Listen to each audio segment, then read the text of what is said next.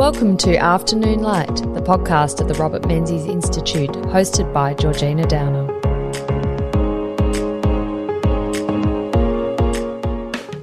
Hello, and on this week's episode of Afternoon Light, I am talking to Dr. Nick Richardson, who is a Melbourne-based author, journalist and academic, and author of 1956, the year Australia welcomed the world. He is also the CEO of the Melbourne Press Club and an adjunct professor of journalism at LaTrobe University. Welcome to Afternoon Light, Nick.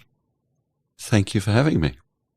It's a pleasure. So we're going to talk about your book and the era, the 1950s. It's an era that has a bit of a reputation of being a time when not much happened in Australia. It was a quiet time, but here at the Robert Menzies Institute, we obviously think it's an era where a lot was happening. In fact, on the global stage, a lot really was happening.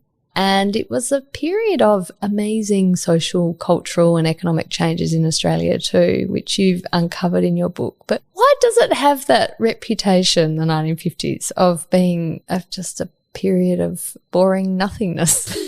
It's the kind of the compelling question, really, I think, for those of us who look at contemporary history. And I think, to be fair, the most logical explanation for that is the 1940s were obviously dominated by World War II, and in the second part of that decade, the recovery from what had occurred, and all the Allied countries experienced that reconstruction in slightly different ways, and Australia's was unique in that sense. And then we had this period as the lead up to the 1950s, which became a decade, I think, in many ways, which started out to consolidate some of those post-war movements and ideas, but actually evolved into something far more dynamic. And they were lost, I think, in the excitement and the dynamism and the colour of the 60s that came after it. So it's that classic sense of you have twins, one dresses up, one dresses down. You notice the one who dresses up rather than the one that dresses down. So the 1950s could also be defined as not the 40s or the 60s. It gets lost as sort of piggy in the middle. Yes, it is. I think so. And that's why I think in many ways we need to look at it again, because there are things that are happening there. There is this economic change, there's this social change, there's this artistic and cultural change, and there is this sense of Australia starting to look outwards in ways that it hadn't before. Now, that internationalism, for want of a better word, is clearly a different perspective than that which occurred during World War II. That is clearly driven by a sense of deep insecurity and a profound sense of how do we defend this country that we live in. By the 1950s, when there is some distance being put between that, perhaps, and I think, as I say in the book, epitomised by the Olympics in Melbourne in 1956, there is a sense that we can look out with a bit more confidence, feel a bit more secure about relationships with our international neighbours. So there is something that's moving beyond that post-war sense of suspicion towards the end of the 1950s. But as you say, I mean, you title your book The Year Australia Welcomed the World. Australia was very different to what it is today. We were quite a young country, at least in terms of white settlement. Obviously, this is a period where the place and contribution of Indigenous Australians was not really well acknowledged or welcomed. But we had very strong connections still to Britain, and as part of our cultural national identity, it was still we were British subjects. Can you describe Australia in the 50s as a tourist from 2023 looking at it? What was it like? That's a really interesting question. I think we have to accept that it was a very stable country. It was a country that felt somewhat sure of other Australians, but still, in the early years of the 50s, still a little timid about what the rest of the world looked like. We were finding our way in terms of that consumer impulse. In the early 50s, we were still very much caught on the old style of what Australia was, the sheep's back, the sense of what had made Australia successful in an economic and social sense was still there, and there was still that degree of comfort. But underneath all of that, there were clearly things that were starting to move and shake. But if you arrived in Australia from somewhere else in the 1950s, you would have been taken by this sense of sedate country that kind of really didn't necessarily understand its possibilities. And there wasn't necessarily an urgency around exploring what those possibilities might look like.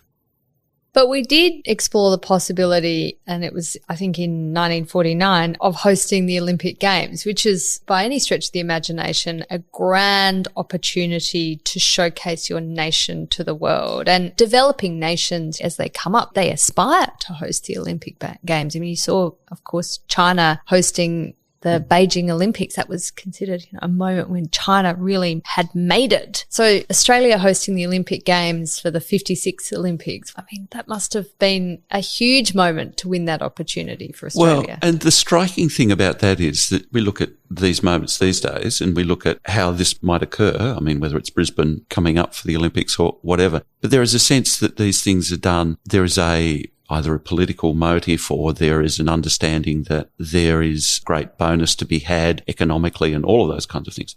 That is true in 1949, but it's actually not driven by a politician or someone saying this is going to be good. It's actually a group of men in Melbourne who decide that this should be something that Melbourne does. It's that individual agency that suddenly shifts the nature of these things. And of course, ultimately, it becomes a massive act of soft diplomacy. That means that Australia, which had always been, since the advent of the modern Olympics in 1896, the Melbourne bid team's argument was, we've always been at the Olympics, we deserve an opportunity to host them. But of course, the challenge was that this would have been the first time that the Olympics had been held in the Southern Hemisphere. The world was upside down in terms of all of that kind of thing. Travel wasn't easy. Most of the athletes who would compete would have been completely out of their competitive season because they were used to the Northern Hemisphere calendar. So there were real impediments to doing it. And in the end, the Melbourne bid won by a solitary vote. It's amazing. Yeah, and the key person who delivered them the vote was the Japanese delegate.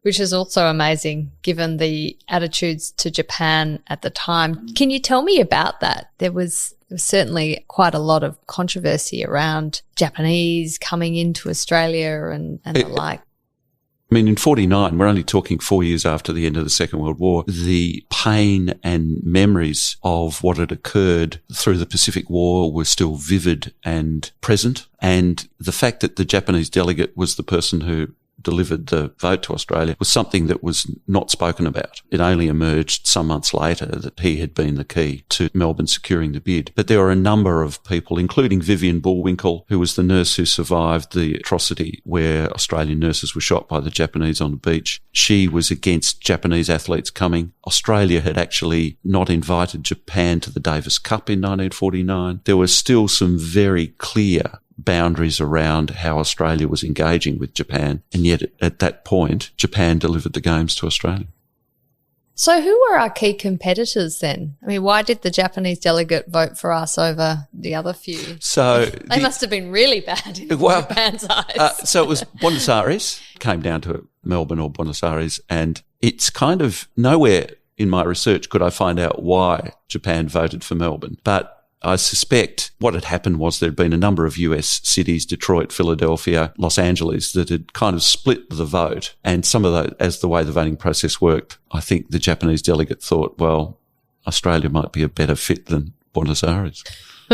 Well, we are the huge beneficiaries of that, of course. Yes, indeed. But as you said, it was a time of white Australia. Yes. And the Olympic Games are for all nations, basically. Yes. So obviously quite a few nations that weren't white. Did that impact ability to host a happy and cohesive games? In the end, it didn't. There were other factors that impacted on it. The other thing that's actually quite often forgotten about the Melbourne Olympics was that there were 5 countries that boycotted it. Yeah. And that was the first time that there had been an Olympic boycott. But those things were caught up with other international events that occurred during the year, one of which was the Suez Crisis, and the other one was the Soviet invasion of Hungary. So there were matters beyond Australia's control which were not reflective of the White Australia policy when the time came for the Olympics to be held. It must have been an amazing opportunity for Australia to showcase itself as a stable, prosperous, successful nation, able to host a multitude of nations. What do you think it said about Australia's view of itself at the time?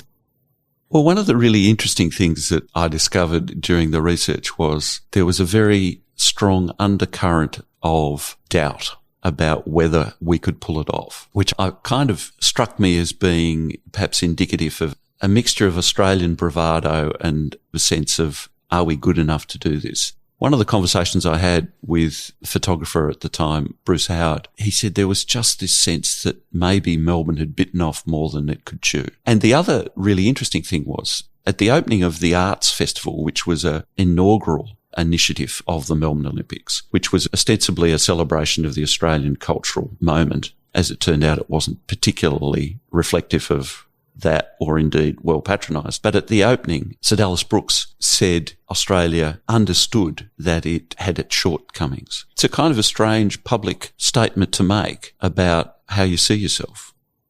Yeah, it's unnecessarily self-conscious, isn't it? It is. And self-deprecating. Yeah. But not in that kind of that self-deprecating where people will go, oh yeah, it felt more revealing than that. Like we put on an art show of year 2 finger painting. And we're sorry about that. But yeah, that's we right. did our best. Yeah, we did our best. We only had year we 2s. could only get the 2-year-olds at the time. Yeah. How did it go, though, the Olympics? I mean, you say it was a time of boycotts, obviously a time of significant international tensions with the USSR invading Hungary. Did it go without a hitch, the Olympics? Oh, well, look, there are a couple of things, I suppose. It has to be said that Australia's security service was nervous about the arrival of 74 countries in the end that came, and there were obviously, because we were in the midst of the Cold War, there was a degree of suspicion about how that would play out, and that obviously could create some political and international tensions that had to be managed. So there was some very big planning that went into the Olympics from ASIO at the time. And some of those international tensions boiled over. There was the famous water polo match between Hungary and Russia, known as the blood in the water because of the conflicts that took place below the waterline. But there were also issues. There was Hungarian and Russian fencing bout at St Kilda Town Hall, and there were some protests around all of that. And Vladimir Kuts, the Russian distance runner who had performed extraordinarily well, won gold, press conference stroke public event, a woman walked up to where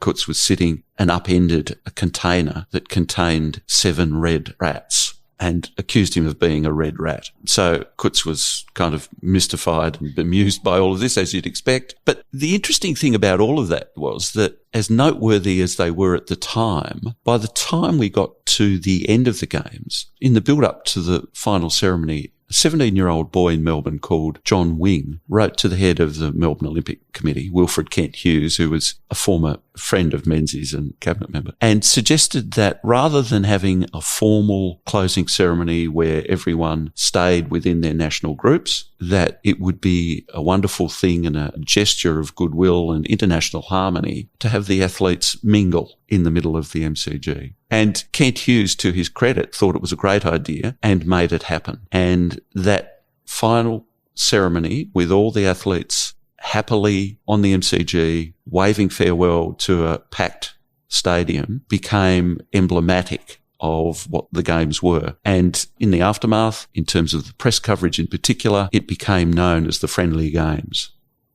Well, that's a wonderful legacy, especially considering the Cold War tensions that would have been such a feature and an overlay of the Games in 1956. There's a lovely story you recount of the rather, it sounded a bit amateur hour, the way we got the torch from the north of Australia, the Olympic torch, north of Australia down to Melbourne. Can you describe that? It's a beautiful story too, because it actually is, in some respects, quite a progressive story of us telling the story of the identity of our nation at the time. Yes, and that was the thing that I found really interesting about all of this, because, of course, the man who was charged with was actually a Melbourne University academic called Marcus Marsden, who had no experience of, no one really in Australia had any experience of this, but plotting the course for this torch. And all he had to go by initially was those old Shell maps from the Shell service stations, which you might not remember, but I do. And they would fold out concertinaed maps with great detail on them. And Marcus had accumulated a few of these to help him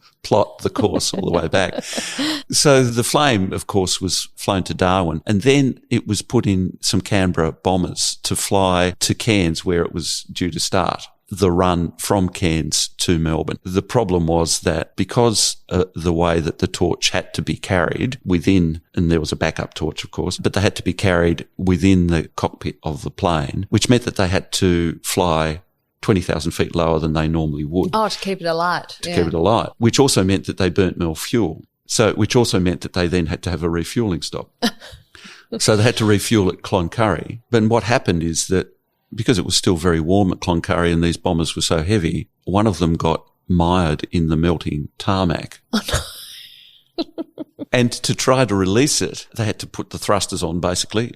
Not a technical term, but that in doing so, it threw up all the mangled tarmac and all this kind of stuff, which went into one of the other jets and made it unflyable. So they were left with one bomber and 2 torches, which managed to kind of basically get to Cairns on time, where the torch relay was kicked off. And the first runner was a member of the local Greek community. And the second runner was an Indigenous man called Anthony Mark, who ran barefoot. And he was from a mission some distance from Cairns. And so that was how this started. And there were floods, there were accidents, there were the whole thing. But when the time came for Ron Clark to carry the torch, it was there on time. It's an extraordinary story. This is the advent of television, of course, in Australia. Yeah. And Australia was a bit slow in this respect. And I know that's somewhat down to Prime Minister at the time, Robert Menzies, having a scepticism of the beast. But was this all televised? No, it wasn't. And well, there was a kind of quite a complicated arrangement about who got to televise what, because, of course, what we understand now is the television networks didn't quite exist in that format back then. And while there was some coverage of the events at the main stadium, there wasn't any coverage of it anywhere else, with the exception of the swimming pool. And a guy called Colin Bednall, who had known the Prime Minister quite well and had been one of the original commissioners on the Royal Commission into TV, he was in charge of Channel 9 in Melbourne, and he'd actually hired a couple of very smart people, one of whom suggested that they should place their cameras through the portholes below the waterline at the Olympic pool. So there was some footage taken of the Hungarian-Russian water polo match. Ah, the blood in the water. The blood in the water game. Yeah. Tell me about the adoption of television in Australia in the 1950s, because I wonder these days we talk about kids and screen time and spending too much time on social media. I mean, I feel like these debates kind of every time we have a technological innovation and it disrupts how we use our leisure time and consume information, that there is always this pushback, it's going to destroy children's minds and destroy society. I mean, TV would have been a massive innovation and, of course, culturally, actually a massive change for us. Yes, and it's worth remembering that 56, although it was introduced, it was obviously some time before people could afford to buy it. You talk to a number of people who were in Melbourne at the time and who didn't go to the Olympics. There would be electrical stores who would have TVs, and people would stand outside the windows to look at the Olympics from the stadium that were on the TVs, which is kind of seems cute in comparison to what we understand of screen consumption today. But the thing to remember, I think, about all of this was Colin Bednall, who I mentioned a moment ago, was a deeply convert to TV in ways that perhaps others didn't quite see. He'd spent some time in New York, and his epiphany was on a train going through New York, and he looked across apartment blocks with these nest of wires sticking up antennas. And these apartments, they were not in the well-heeled part of town. And he instantly thought, so TV is a medium for advertisers to get to people who might not otherwise be aware of what their goods are. So he saw the commercial appeal of it, and he saw the sense that there was an opportunity to democratise news as well, because he was a newsman first. So those things became the drivers, I think, behind the development of TV in Australia. It became very much an understanding of the commercial opportunities as much as that of the news opportunities. How quickly was it adopted then in the 50s? So, in a way, the Olympics became one of a great selling point, but it took a couple of years for people to kind of be able to afford it. It wasn't expensive. What is remarkable about all of this is the 50s was a time of increased consumption. Bear in mind, 1954, 2 out of 3 houses in Brisbane, Sydney and Melbourne didn't have hot running water in the bathroom. So we're now getting to a stage where fridges are becoming more common, washing machines are becoming more common, and now televisions become part of that domestic life. This is what people feel constitutes life. And entertainment becomes, domestic entertainment moves from sitting around listening to the radio to being able to sit around watching TV. It feels more interactive. You can obviously see things. It also becomes initially one of those great neighbourly things to do, because you might not have a TV, but the Smiths 4 doors up have got one, and they've said, why don't you come over and we'll watch Pick-a-Box? It's amazing, just 2 years before the Olympics, you have the Queen visiting Australia for the first time, and apparently 75% of the Australian population physically saw her because they didn't have TV. And if you wanted to see her, you weren't going to see her on TV because it didn't exist really. So you had to turn out to your town or your city, wherever you were, in order to eyeball her and say, oh, yes, I saw the Queen. And so that was an amazing turning out of the population because of the lack of a visual medium to see this head of state. Whereas a few years later, we've got TVs, and people probably, if the royal visit had happened 5 years hence, perhaps that many people would have seen the Queen in person.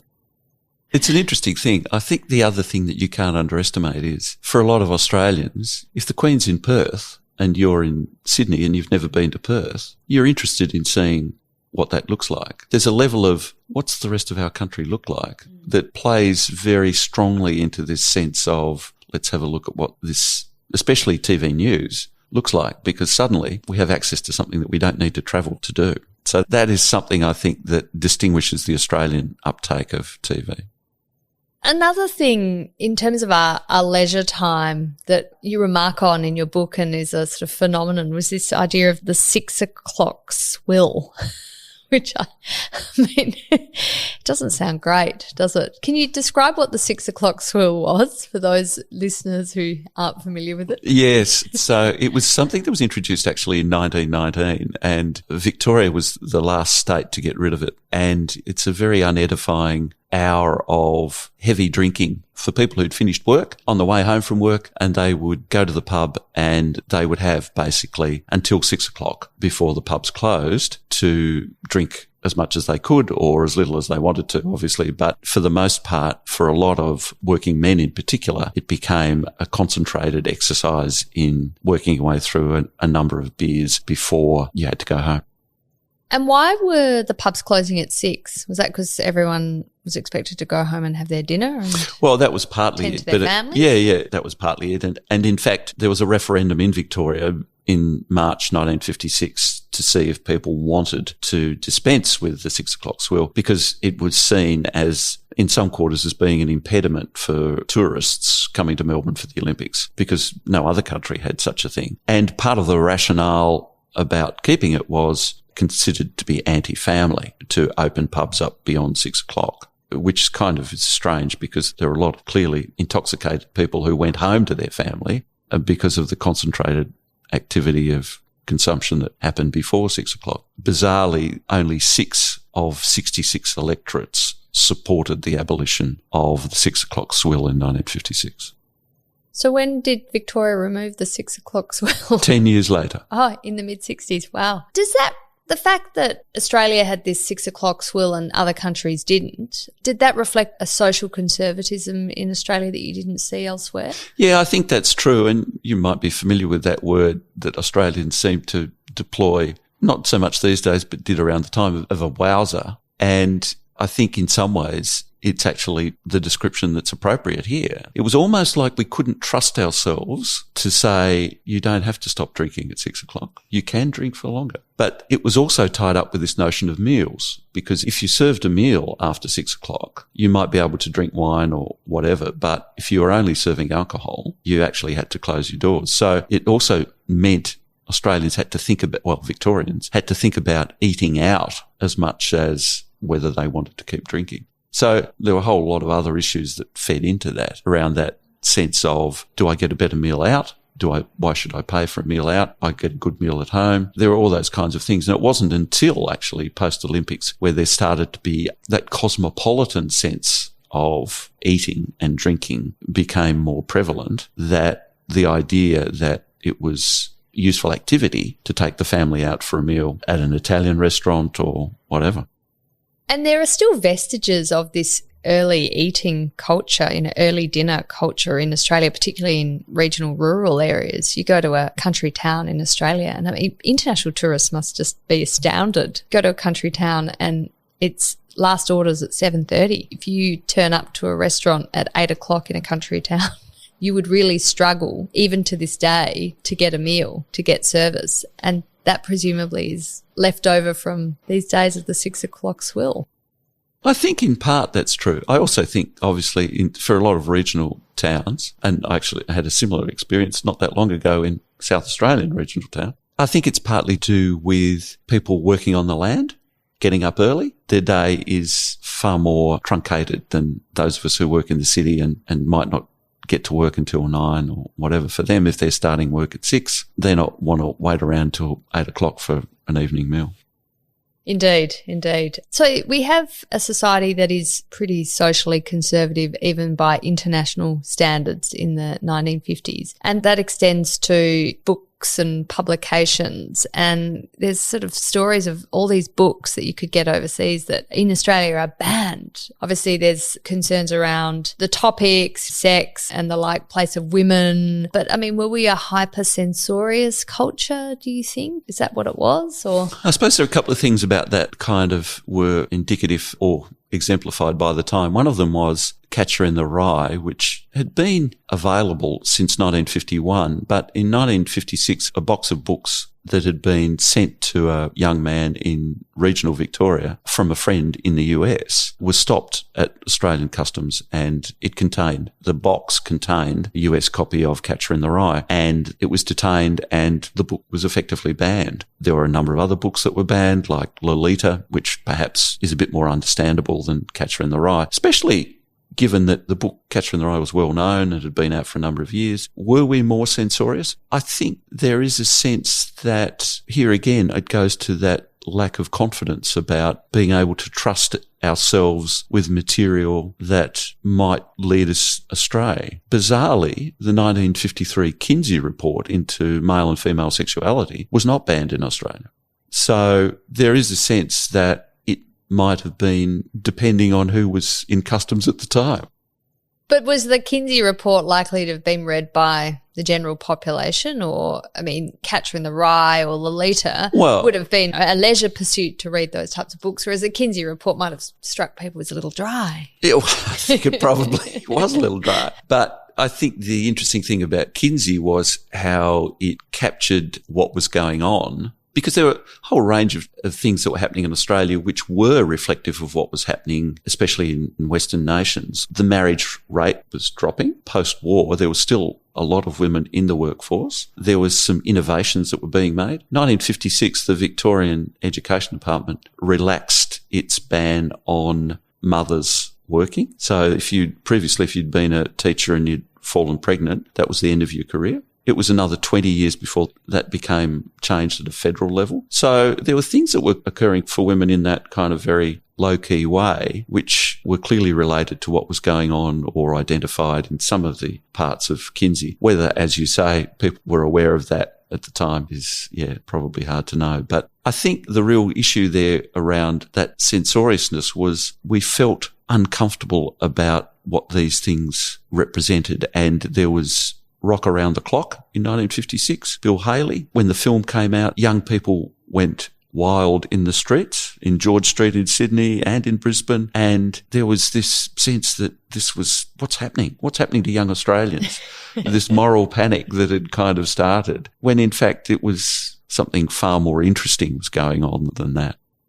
Something else you raise in your book is this advent of mass ownership of cars and what that did to our leisure opportunities and also changed the nature of our cities. Can you describe that phenomenon? Because we don't think about cars. Cars are just ubiquitous and everyone has one, and what we do on weekends, we do. We don't think that we wouldn't have been able to do that back in the past because we didn't really have cars. Well, cars changes the dynamic of not just city life but suburban life as well. So if you have a car, you can live further away from where you work. You don't have to catch a bus. You don't have to walk to the shops. You can do all of those things. So suddenly it meant that the dimensions of our lives, of the lives of those people living in the 50s, became so much more layered. And it also meant that you could go to places that you wouldn't necessarily go to. You could go for a Sunday drive. You could go to the beach. You didn't have to catch a tram. You didn't have to pack up the whole family and wait for the train to arrive. You could get in the car, leave when you wanted to, and come home when you wanted to. So there was a kind of liberating sense around this. And the fact that the cars were such an important part of the economy was something that Menzies recognised early on. When inflation started to bite so early in the 50s, one of the tools at his disposal was to increase the sales tax on imported cars, because that was one of the key drivers of increased demand. So by doing that, not only did he help sedate the demand for overseas cars, it also meant that the local market became so much more affordable for people as well. So there was some really good outcomes for all of that. So these are the things that actually talk to grandparents about it. That's how they spent their time. Saturday might well have been working at home or in the second job. Sunday, the family came together. After lunch on Sunday, go for a drive. That was a leisure activity. Yeah. I still quite like a drive, actually. Yeah, I don't mind it myself. Yeah. A lot of Australian, I guess, intellectuals, the 60s, talked of the cultural cringe, and they were embarrassed of about Australia and how backward it was, how socially conservative it was, and it's all run off to London and be liberated, or the United States. Are there tangible examples of that? Do you think Australia was so very different culturally? I don't think it was very different at the coalface, but I think it was seen as different in other ways. And the example I use in the book is Patrick White's Tree of Man, which was lauded overseas in the New York Times as a work of significant power and of great fictional expertise, but was subjected to very poor reviews in Australia, much to White's chagrin. And it was criticised for its ambition as much as anything else. It was this sense that the great Australian novel, which I think nowadays we kind of see as something of a chimera, it was the thing that White was seen to have aspired to but had failed to achieve. And I think all of that kind of thing was an unfortunate indicator of that lack of self-confidence, again, in a cultural sense. But at the other hand, we have something like The Summer of the 17th Doll, which premiered in Melbourne at the end of 55 and then opened the Elizabethan Theatre in Sydney in 1956 and was clearly a hit. And the great thing about Lawless Play is that it's an Australian story told in the Australian vernacular. And one of the great indicators of the rarity of this is during rehearsals, the Australian actors actually have to be coached into using their own accents because they had been spending all this time with the received pronunciation of doing overseas drama and international plays. But it's amazing listening to recordings of politicians, journalists and the like from the 50s. They do sound very English, much more so than today. And presumably that wasn't an affectation. That was just the accent of the time, and it's evolved over the decades. Well, it has, but like Michael Charlton, who's one of the early voices on ABC in the 1950s, he's clearly has English antecedents. And there was a sense that if you did have that, then that made you useful for broadcast. But I think the reality was people thought the equivalent of good speaking was speaking like that. My late mother would answer the phone with a certain tone, which we would deride her for somewhat mischievously at the end of the phone conversation. I didn't want to finish our discussion today, Nick, without mentioning the pokies, because I didn't realise this. I've never sort of thought too much about when did pokies become a phenomenon in Australia, but they were legalised in New South Wales. And, of course, that brings with it a whole manner of other problems. I mean, they continue to be very contentious to this day. I mean, Nick Xenophon made an entire political career out of banning the pokies. What was going on there? I mean, especially with all the social conservatism and concerns about upsetting the apple cart of Australian society, they were legalising pokies. I know. It's an interesting thing, isn't it? It's one of those moments in time where you look at it and you go, would you feel differently about this now if you knew how this would play out? And it was very much about the hotels and the clubs vying for influence and revenue and patronage. So those things become the key determinant around all of this. And of course, governments have to get involved to do this. And so in 1956, New South Wales government says yes, becomes one of the few legislatures anywhere in the world to legalise pokies. And here we are all these years later, as you say, contemplating the impact they've had. But even in those early years, there were clearly issues around who had becoming engaged with them, who was potential for them to have nefarious connections. There were threats, there were moments of conflict and criminal activity that all seemed to be bound up in all of this. But it went ahead and we find ourselves where we are now. And in New South Wales politics, it's still a massive bone of contention, even Indeed. at the upcoming state election. Did the federal government take a view on this? I mean, it's obviously a state matter, but did Robert Menzies come out and make a comment about concerns about the pokies, or just left it? I think it was very much that was up to the states. But there was no sense that this was going to go anywhere else. That was the thing. And I think that's what makes it interesting, is that the New South Wales example doesn't at that time suddenly set off this race for other states to do the same thing. And with the introduction of pokies, of course, you then have another aspect of society developing in association with it. I mean, you've seen that in other countries too. I know living in Japan, the machines there, pachinko, they're called, they come with associations with organised crime. Did you see that developing in New South Wales yes, as well? Yeah, and that started pretty early on. There were some people who were involved who clearly their reputation wasn't particularly clean. And I mean, it was one of those things where you look at it now and you kind of go, well, that was obvious that would happen. What protections did you put in place? And at that stage, there weren't any, really. If you had the license to make them, or if you had the license to transport them or whatever, then there were opportunities for you to make money perhaps out of less than legitimate means. So it was always fraught, always fraught.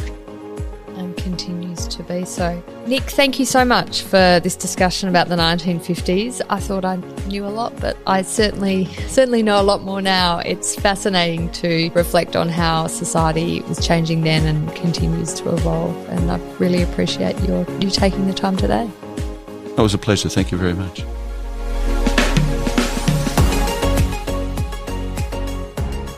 That's it for this week's episode of Afternoon Light, the podcast of the Robert Menzies Institute. Please make sure to subscribe and catch up on our latest online content on our website or on Twitter, LinkedIn or Facebook.